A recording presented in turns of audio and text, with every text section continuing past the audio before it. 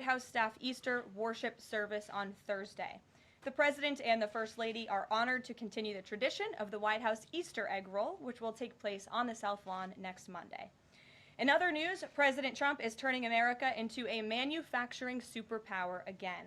Yesterday, there was a monumental announcement by NVIDIA, one of the largest companies in the world. This is just the latest example. For the first time ever, chip-making giant NVIDIA will produce AI supercomputers entirely in the United States as part of its pledge to produce $50 billion worth of AI infrastructure in our country over the next 4 years. With their manufacturing partners, they have commissioned more than 1 million square feet of manufacturing space to build and test NVIDIA Blackwell chips in the great state of Arizona and AI supercomputers in the great state of Texas. NVIDIA's founder and CEO Jensen Huang touted how the engines of the world's AI infrastructure are being built in the United States for the first time. This is the Trump effect. This follows trillions in other U.S. investments announced already, including $500 billion from Apple in U.S.-based manufacturing and training, $100 billion from TSMC and U.S.-based chips manufacturing, and the $500 billion private investment led by OpenAI, Oracle, and SoftBank in artificial intelligence infrastructure. Under President Trump, we're going to produce the cars, the ships, the chips, the airplanes, minerals, and medicines that we need right here in America at the hands of American workers. On the border, President Trump continues to break records and protect our homeland. According to CBP, Border Patrol apprehensions along the southwest border for the entire month of March 2025 were lower than the first 2 days of March 2024 under Joe Biden. Incredible law enforcement officers are arresting violent illegal aliens from American communities every day. Here are a few examples from the latest ICE report, which I received this morning. ICE Los Angeles arrested a 54-year-old citizen of Mexico convicted of rape by threat, sodomy with a person under 14 years, and kidnapping in San Jose, California. ICE Houston has arrested a 23-year-old citizen of Mexico convicted of predatory criminal sexual assault of a child in Cook County, Illinois. ICE Houston arrested a 64-year-old citizen of Honduras convicted of murder in Los Angeles County, California. ICE Chicago arrested a 49-year-old citizen of Guatemala convicted of assault and arson in Prince Williams, Virginia, not far from here.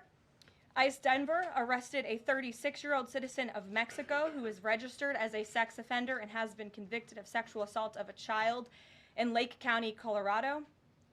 ICE Baltimore arrested a 50-year-old citizen of China convicted of sex trafficking in Bel Air, Maryland.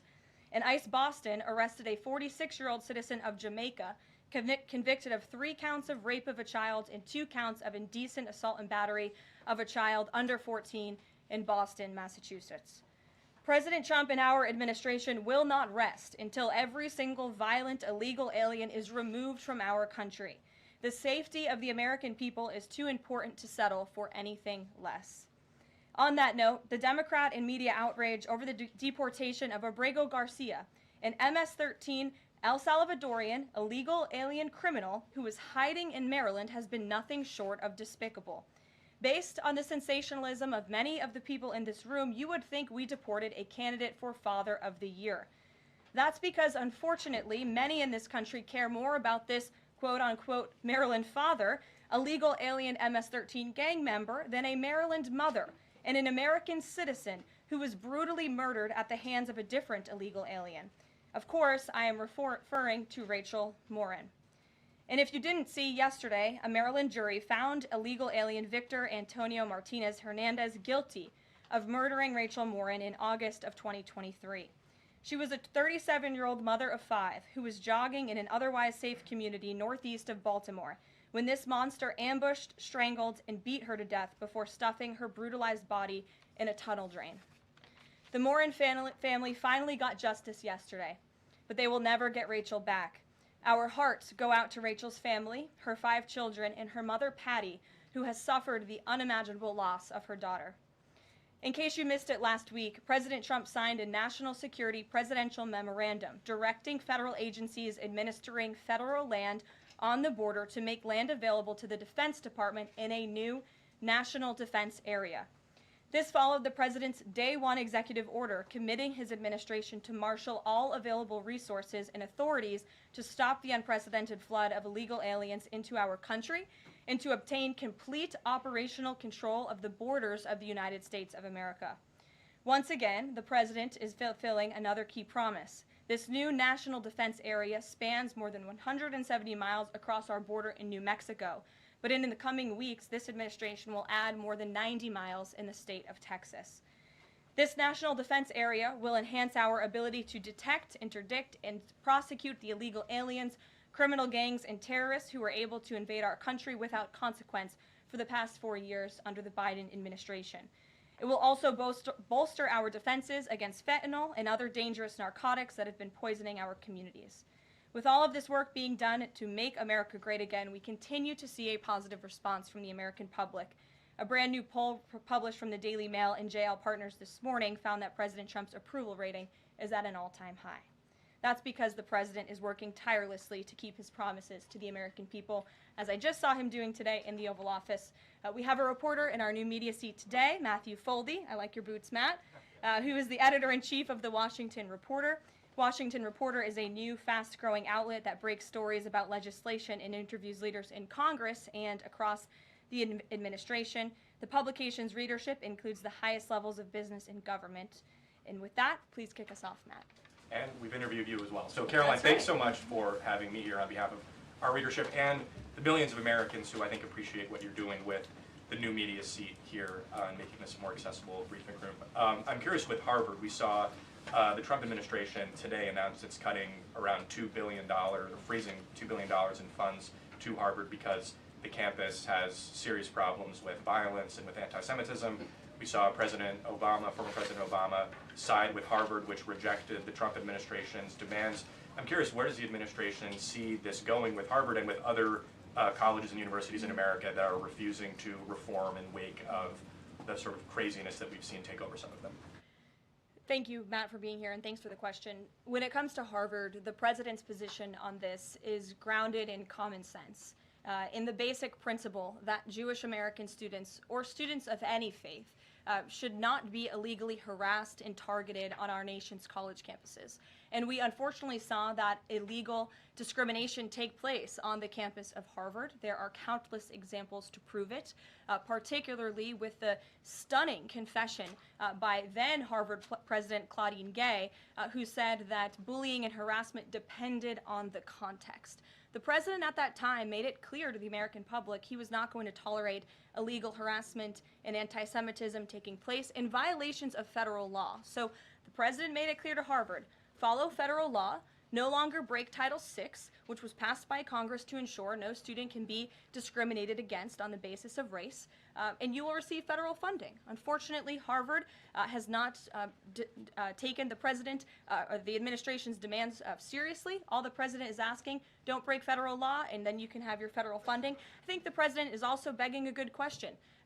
More than $2 billion out the door to Harvard when they have a more than $50 billion endowment. Why are the American taxpayers subsidizing a university that has billions of dollars in the bank already? And we certainly should not be funding a place where such grave anti-Semitism exists. I'm curious, you had just mentioned Rachel Warren, and I'm a Maryland man, and I think most Marylanders appreciate what you were saying today. We've seen that Chris Van Hollen, who was Rachel Warren's senator, basically threatening to fly to El Salvador to press for the release of someone who was in America illegally. And not as much sort of from him about Rachel Warren's horrific murder and the verdict that was, I think, rightly reached yesterday. What does the administration think about the priorities we're seeing from Senate Democrats in terms of illegal immigrants instead of the work that agencies like ICE and DHS are doing with the Trump administration? It's mind-boggling, the priorities of the modern-day Democrat Party. I think it's atrocious that you have Democrats in Congress on Capitol Hill who swear an oath to protect their constituents and to serve them in Washington, D.C., spending more time defending illegal immigrant gang members than their own constituents and law-abiding American citizens like Rachel Warren. And I saw the president personally on the campaign trail, and I continue to see him in his role as President of the United States put American families first, reach out to the victims, the families of victims at the hands of illegal immigrant crime. And frankly, the actions and the words of the Democrat Party prove they could not care less about the American public. And maybe if they did, they'd see a bit higher approval ratings right now. Thanks for being here with us today. Peter. Thank you, Caroline. To follow up on something that you just said, why do Ivy League schools get so much federal funding? It's a very good question, and it's a question the president has obviously raised in his discussions and negotiations with not just Harvard, but also Columbia and many other Ivy League institutions. We have the Anti-Semitism Task Force, which the president promised and delivered on. The Anti-Semitism Task Force is across the government, representatives from various federal agencies who meet on a weekly basis to discuss the question that you just raised. And I think a lot of Americans are wondering why their tax dollars are going to these universities when they are not only indoctrinating our nation's students, but also allowing such egregious illegal behavior to occur.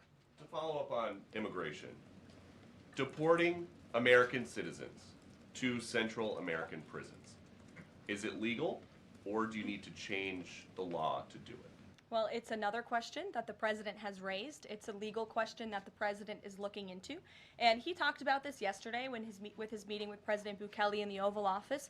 He would only consider this, if legal, for Americans who are the most violent, egregious, repeat offenders of crime who nobody in this room wants living in their communities. And then there's this CHNV thing. President Biden let more than 530,000 people from Cuba, Haiti, Nicaragua, Venezuela into the U.S. with this CHNV program. He did it with the stroke of a pen. And now a judge will not let President Trump undo it with the stroke of a pen. So are you guys going to give all 530,000 plus people individual deportation hearings, or are you just going to try to deport them? I spoke to White House counsel's office about this morning because obviously another rogue district court judge is trying to block the administration's mass deportation efforts with this latest injunction. We will fight this in the court of law, and we will ensure that every individual who illegally entered our country and was really taken advantage of by the previous administration because they abused the parole system in this country to fast track legal status, as they said, for these illegal immigrants. And they completely abused our legal system. Many of these paroled individuals were then given temporary protective status, which the intention of that TPS was only supposed to be used in times of war or storm or destruction in the home countries of these migrants. It was completely abused. These migrants came here for economic reasons, and they illegally entered our country, and the president is not going to tolerate that. And so we will continue to focus on deporting as many individuals as we can. Jennifer. One on tariffs and one on Russia. Can you give us any sort of an update on which deals are in hand or are close? Which countries are reaching a deal on tariffs? And then on Russia, can you give us an update on what the agreement was with Russia? The president yesterday said that he thinks we'll be seeing some very good deals very soon. Can you talk a little bit about what Russia agreed to? Sure. I don't want to get ahead of our United States Trade Ambassador and Secretary of Commerce, the Secretary of Treasury, all the great individuals who are working incredibly hard to cut these good trade deals. And the president's deeply involved in this as well. He has made it clear to his trade team he wants to personally sign off on all of these deals too. And so I don't want to get ahead of them on announcements. But obviously, as you've heard from numerous administration officials, there have been many talks with countries. We've had more than 15 deals, pieces of paper put on the table, proposals that are actively being considered, and as we've said consistently, more than 75 countries have reached out. So there's a lot of work to do. We very much understand that, but we do believe that we can announce some deals very soon. And then on Russia, can you say, did Russia agree to anything with Special Envoy Steve Witkoff? I don't want to get ahead of those negotiations as well. What I can tell you is that they were a productive conversation was had. As the presidential envoy Steve Witkoff said last night, he believes that Russia wants to end this war, and the president believes that as well. There is incentive for Russia to end this war, and perhaps that could be economic partnerships with the United States, but we need to see a ceasefire first, and the president and the presidential envoy Witkoff made that very clear to the Russians. Gabe. Thank you, Caroline. And Yeah. I also want to thank your press office for releasing that information that you cited up there regarding the ICE arrests over the last couple of days. And I have them right here, but what I might ask is, why not release the same information for those who were deported to El Salvador? Well, first of all, the information was released by the Department of Homeland Security. The individuals on the flights to El Salvador are foreign terrorists, and those are counterterrorism operations. They are much different than the arrests and final order of removals that you see on a day-to-day basis that law enforcement agents are conducting around the country. That information was not, to that detail, was not released by DHS, though. I just told you the reason. It was a counterterrorism operation, a deportation of foreign terrorists, not illegal criminals who have been convicted of heinous crimes living in our American communities. It's two different things. Foreign terrorist, illegal immigrant criminal, two different things, two different definitions. You should look them up. Christian, go ahead. Yeah, thanks, Caroline. Does the president support raising the corporate tax rate to pay for all these other tax cuts he wants to see move through Congress? Look, I've seen this idea proposed, I've heard this idea discussed, but I don't believe the president has made a determination on whether he supports it or not. And then secondly, do you have any information on the status of Eden Alexander? Hamas says they lost contact with the unit guarding him following an Israeli airstrike earlier today. I don't have updates. I have not seen that report, but I can certainly check in with our National Security Council. I have spoken to the president about Eden Alexander, and he's made it very clear to our national security team that finding him is a priority, but unfortunately I don't have any updates to share. But it's a very important matter, and certainly we can check in. Sure. Hi. How Hi. concerned is the president that a federal judge could hold a Trump administration official in contempt of court for defying deportation orders? We are complying with all court orders.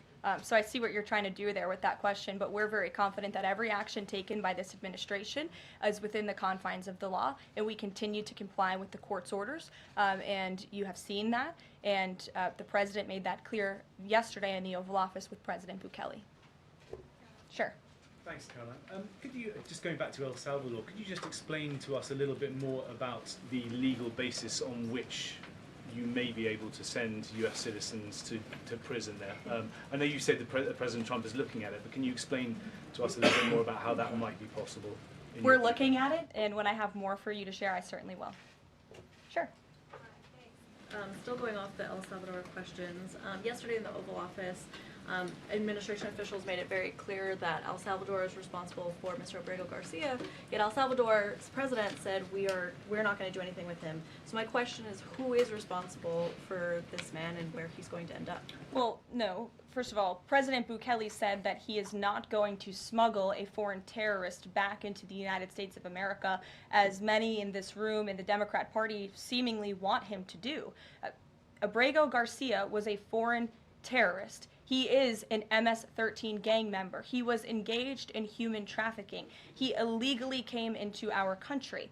And so deporting him back to El Salvador was always going to be the end result. There is never going to be a world in which this is an individual who's going to live a peaceful life in Maryland, because he is a foreign terrorist and a MS-13 gang member. Not only have we confirmed that, President Bukele yesterday in the Oval Office confirmed that as well. So he went back to his home country, where he will face consequences for his gang affiliation and his engagement in human trafficking. I'm not sure what is so difficult about this for everyone in the media to understand, and it's appalling, truly appalling, that there has been so much time covering this alleged human trafficker and this gang member, MS-13 gang member. It's truly striking to me. Karen. Thanks, Caroline. The president was posting on Truth Social today about helping American farmers. And last week in his cabinet meeting, he was talking about a plan to work with farmers to retain workers who are in the U.S. illegally, provided that they leave and then come back through what he said would be a legal process. Can you give details on what that would look like? How many workers he's talking about? How long a plan like that would take to implement, and the timeline for more details on getting this actually to implementation? I can check in with our immigration and our policy team and get you some more details on that, Karen. And is this something he wants to roll out soon? I mean, he was talking back and forth with Secretary Rawlings. Right. This is kind of imminent that he wants to do this. Yeah, look, the president is in constant communication with all of his cabinet secretaries, particularly Secretary Rawlings, who has the backs of American farmers and ranchers. It's something that he spoke about with her in the front of all the cameras in the cabinet room, but I'll check in with not only our immigration team, but also with USDA, and we'll get you an answer. Jonathan. Hi, Caroline. Hi, it's good to see you in here. You too. The president has long said that it would be an abuse of power for a president to direct prosecutors to investigate him. Last week, President Trump explicitly directed the Justice Department to scrutinize Chris Krebs to see if it can find any evidence of criminal wrongdoing. How is that not an abuse of power to direct the Justice Department to look into an individual, a named individual? Look, the president signed that executive order. It's the position of the president in this White House that it's well within his authority to do it. Otherwise, he wouldn't have signed it. And he signed it, and that's his policy. Jeff, how you doing? Fine, thanks, Caroline. A follow-up on Harvard. The president floated on Truth Social, I believe, the possibility of removing tax-exempt status. How serious is that threat, and are there other universities he's considering? And then a follow-up question on foreign policy. Can you give us an update on what the president hopes to come from the next round of talks with Iran? Sure.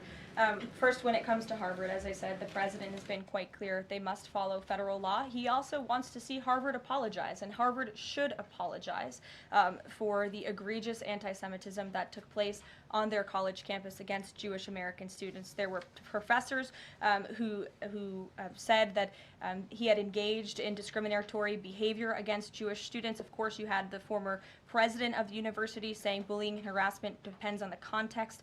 You also had an encampment on Harvard Yard that we all saw play out before the cameras. The university failed to impose formal discipline on any students for this anti-Semitic conduct violations, including the occupation of a campus building and the disruption of classes with bullhorns. The president believes Harvard should apologize to its Jewish American students for allowing such egregious behavior. As for the tax-exempt status, I would defer you to the IRS for any updates. I do want to answer your question on Iran, of course. The maximum pressure campaign on Iran continues, but as you know, the president has made it clear he wants to see dialogue and discussion with Iran while making his directive about Iran never being able to obtain a nuclear weapon quite clear. And the president spoke to the Sultan of Oman today, who helped facilitate these talks. I have a readout for all of you. He held a call with the Sultan of Oman today, and he thanked him for hosting the first direct meeting between the United States and Iran and emphasized the need for Iran to end its nuclear program through negotiations. The two leaders also discussed the United States' ongoing operations against the Houthis and emphasized that the Houthis will pay a severe price until they end their attacks on maritime traffic in the Red Sea. As you know, an additional negotiation between Steve Witkoff and Iran's representative has been scheduled for Saturday. And since these are ongoing negotiations, I have nothing more to add on that. Thanks about Iran. Sure. Oh, thank you, Caroline. When you said that the president said that Iran will never have nuclear weapon, is the focus on dismantling the entire nuclear program, or it just restricting enriched uranium or the missile program?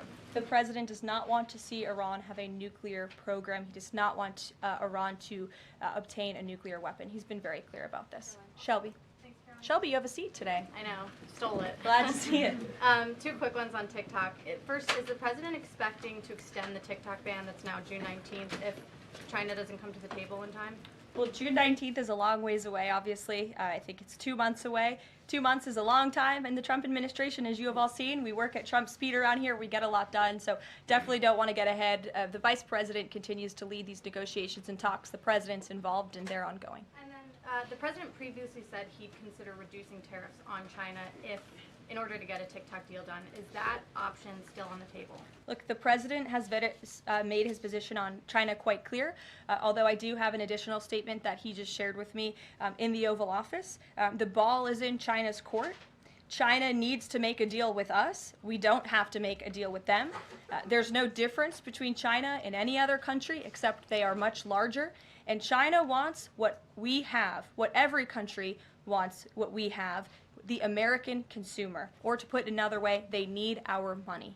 So the president, again, has made it quite clear that he's open to a deal with China, but China needs to make a deal with the United States of America. Sure. On tariffs, yesterday in the Oval Office. Which outlet are you with? The Canadian Public Broadcaster. Oh, nice to see you. Thank you. Yesterday in the Oval Office, President Trump suggested that there could be some help for automakers. I'm wondering what that looks like. Is it tariff relief on the 25% tariffs that are in place right now, or the new tariffs that are coming up in May on auto parts? And a second on Canada, if I may. President Trump's tone when it comes to Canada-U.S. relations, Canadians have noticed It's shifted a bit in the past few weeks, ever since the election campaign started. He stopped talking about Canada becoming the 51st state, at least publicly. I'm wondering if that's on purpose and why. I would reject the president's position on Canada has shifted. Perhaps he just hasn't been asked about Canada by questions from this group in the Oval Office when they see him almost every day, but the president still maintains his position on Canada. The United States has been subsidizing Canada's national defense, and he believes that Canadians would benefit greatly from becoming the 51st state of the United States of America. As for autos and auto parts, I don't have anything to read out for you there, but I think the point the president was making is flexibility, and he has flexibility when it comes to negotiations and talks, but ultimately his goal in his fair trade deals that he is pursuing with many countries around the world is to put the American worker first. And we had automakers and auto workers here at the White House on Liberation Day who believe in this president and his negotiating ability to put them first and to bring those jobs back to the United States of America. And the president's been very clear about that in his conversations with the automakers as well. Deanna, go ahead. Thanks, Caroline. One on Ukraine and one on China. On Ukraine, this past weekend, Zelensky offered an invitation to President Trump, extending an offer for him to visit Ukraine. Just wondering if there's any update on that. Has Trump seen that offer and what he's thinking about? I don't know. Actually, I haven't talked to the president about that, or if he saw Zelensky's offer. I'm sure he did. I haven't spoken to him about it. I can ask him what he thinks. I certainly don't have any plans to share on a potential trip to Ukraine, though. And then on China, this last week, Chinese officials were posting videos on, social media sites depicting Trump, J.D. Vance, Elon Musk, in AI-generated videos working in factories, putting together Nike shoes and iPhones and products like that. Does the White House, have they seen these videos? Do you guys have a response to that? I have seen the videos. I'm not sure who made the videos or if we can verify the authenticity, but whoever made it clearly does not see the potential of the American worker, the American workforce. The president believes in the American people, and he knows that we have the best not only consumer base in the world, but also the best workforce in the world, and that's why he's so focused on bringing investments home and shoring up our critical supply chains and bolstering our manufacturing here as well. Brett. Thanks, Caroline. Would the president support a ban on members of Congress trading stocks? I'm certain that's something the president would be interested in looking at, and I can ask him if he would support such a bill. Sure. Yes. I have a question about the president's posting this morning on farmers. He asked farmers to be patient and just hold on. But a lot of farmers that I've talked to in the last week or so have said, they're in the middle of spring planting season, and that a trade war makes everything sort of up in the air. What would his message to them be? And also, is there anything specifically planned to provide relief like in President Trump's last term? Yes, well, relief is being considered. The Secretary of Agriculture, I know, has spoken to the president about that, and again, it's being considered. And as for the president's message to the farmers, he put it out himself. He could speak for himself much better than I can speak for him, and so I would just direct you to the statement he had telling the farmers again and reiterating his support for them and that he has their backs, which he certainly does. Kelly, in the back. Thanks, Caroline. Two questions. The first one, a Georgia man was just arrested over alleged threats to kill Director of National Intelligence Tulsi Gabbard. Reportedly, there is now increased security around the FBI Deputy Director.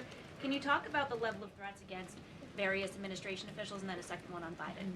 I'm sorry to hear that. I had not seen that report. It's very unfortunately, and obviously the White House, the president, and the entire administration condemn any threats of violence against any administration officials or public officials on both sides of the aisle here in Washington, D.C. It shouldn't be tolerated, and we commend the local law enforcement agencies for arresting this individual. Former President Biden, he's set to deliver his first major speech since leaving office tonight.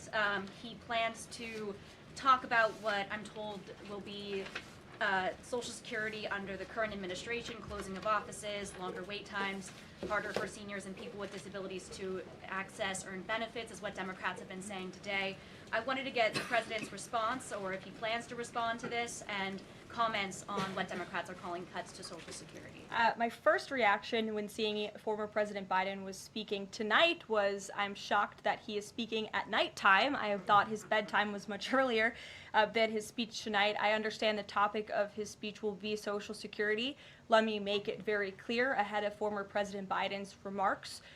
President Trump, is absolutely certain about protecting Social Security benefits for law-abiding, tax-paying American citizens and seniors who have paid into this program. He will always protect that program. He campaigned on it, he protected it in his first term, and he's back again to continue protecting it.